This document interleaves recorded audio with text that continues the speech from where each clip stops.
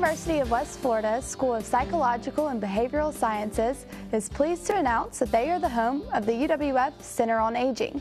The center provides a direct interface with the community, and here to tell us more about the focus, mission, and goals of the center is Interim Director Dr. Rohr. Dr. Rohr, thank you so much for coming in today. Thank you. We're very excited about y'all's Center on Aging, and the first thing I really want to get started with is what is the focus of the Center on Aging? Okay, the Center on Aging at the University of West Florida is not a new concept. It's been around for a significant amount of time.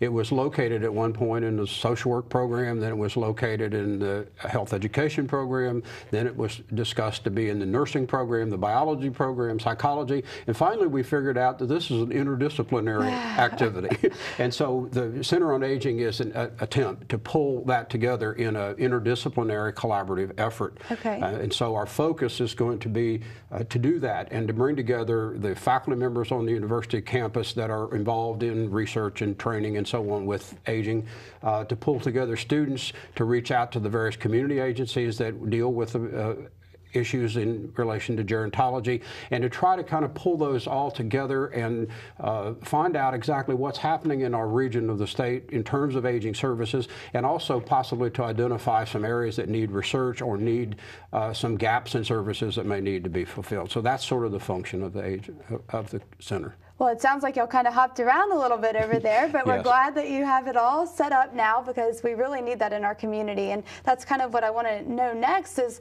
what ways will y'all be involved in the Escambia County community? We're going to be the direct interface between the university and the various agencies and service delivery folks in the community. Kind of pulling people together. We're going to begin with some basic research of just what the situation is in the area, what are some of the needs, and we have some specific programs and research efforts that we're going to do with that. Well, that kind of sounds like maybe a part of y'all's mission then is, can you tell me a little bit about the center's mission? Yeah, the mission is really to attempt to pull together through an interdisciplinary effort the professional efforts of various people, various programs within the university to hopefully lead to better quality of life for our seniors and a better opportunity for them to receive the services and address the needs that those folks have. And you were talking about research just a little bit ago. Like, what kind of research? Can you give me an example and our viewers an example of what research y'all will be conducting? Yes. One of the first things we're going to be doing is looking at a demographic analysis of the area, of our area of the state. We're going to be dealing with the 4 counties in the Panhandle, and so we'll be looking at all of those counties and make an effort to just look at the demographics. How many seniors do we have, what age categories they're in, and what some of those needs might be. And we have a faculty member that's working on that research at this point. The next thing is to do a needs assessment. What kinds of programs, what kinds of services are needed, what kinds of services are being done, and then again, along with that, what possibly some of the holes in that might be, some things that need to be done. Agencies tend to have their own kind of niche in this, and they don't necessarily coordinate always with each other. One of the issues we want to try to do is get those folks together so that they can coordinate services and perhaps fill some of those needs. So the needs assessment is an important part of this. Another major research project we're going to do is a whole look at the workforce assessment. What kinds of training, what kinds of positions do agencies need? What kind of training and certificate programs, continuing education programs might the workforce that's already doing the work here need? And so we're going to take a look at that. We're also going to have a number of continuing education workshops.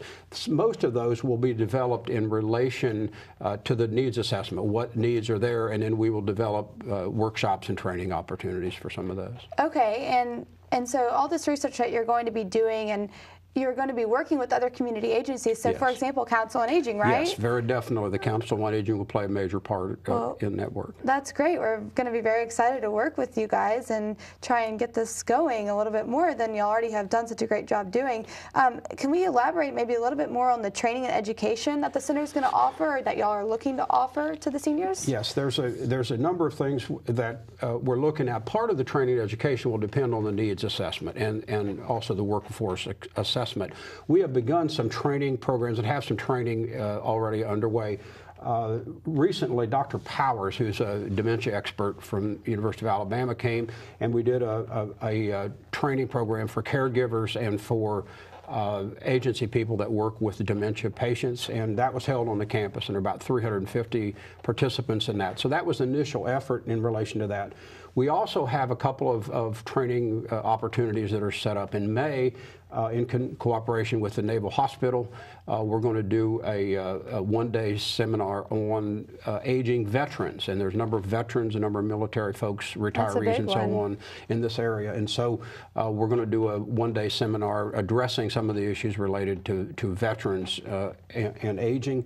In October of this year, we're going to pull together all the work that has been done initially related to the grant and hold a summit on the campus. And we will bring in some national speakers. We will have representatives from all the agencies in the area. We will share the results of our needs assessments and some of the work that we've done at that point, and try to build coalitions among the agencies and the university faculty and so on in relation to addressing some of the problems that come out of the needs assessments. So are these trainings and seminars going to be open to the public? Yes. Can they sign up to come? Yes, very definitely. The whole idea of this project is to pull the resources of the university together with the resources in the community and to do some cooperative work. If we find areas that we know that agencies would like to do but need some research, some data on that, some collaboration, some training of staff, all of those things will be done in cooperation with the agencies and the community. So can you tell our viewers maybe how they can go about registering for these events? I know that it's in May and we still have a little bit of time to go, but can they visit your website? Yes, we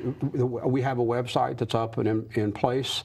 And we have a direct, I'm the interim director, we have an associate director, and they are all available. I think we're going to have the phone number on here shortly that you can contact us, and our website is up and operating. Great. And that's a great resource for them to go to. Personally, why do you think that it's so important for UWF to have a center like this? I mean, I think one of the major issues is that we're an aging society. People over 65, we've done some preliminary work in the area. There's about 20% of the population in our area that are already over the age of 65. The baby boomers are turning age 65 at about one every 5 minutes or so. I'm not sure exactly what that number is these days. And that trend is going to continue for a significant period of time. So as a society, we're going to have to figure out how to deal with an increasing number of aging people in the population. That will put a stress on all kinds of things that we haven't done before. We have a number of services in place for the elderly, but the issue is that with this population group growing larger and larger and larger, there may be some real stress and strain on that group that a coalition like this could work with in terms of just handling the numbers, how to better handle the problems that come during that age period and so on. So I think the other issue that relates to this is that we may very well, as a result of our needs assessment, be able to develop academic programs specifically focused on aging populations in terms of nursing or social work or psychology. Some of those areas could do that. We're also looking possibly at infusing gerontology content into a number of courses around the campus. There may not be a specialty in nursing, but maybe a number of courses to where the issues that come as a result of aging will be addressed within those professions. Also, some certificate programs may make some sense where there's a focus on working within a profession, but working in the area of gerontology. Well, that is excellent, and we are so excited for y'all and that you got your grant, and we can't wait to see the things that you're going to be doing in our community and working with you in the future. Just real fast, tell our viewers where they can get additional information, just in case they have any more questions. Okay, our website, well, you want the website numbers or? Maybe just the phone number real fast, and that'll be good. Phone number is 850-474-3298, and that's the Center on Aging. Excellent. Well, thank you so much for coming and being here with us today.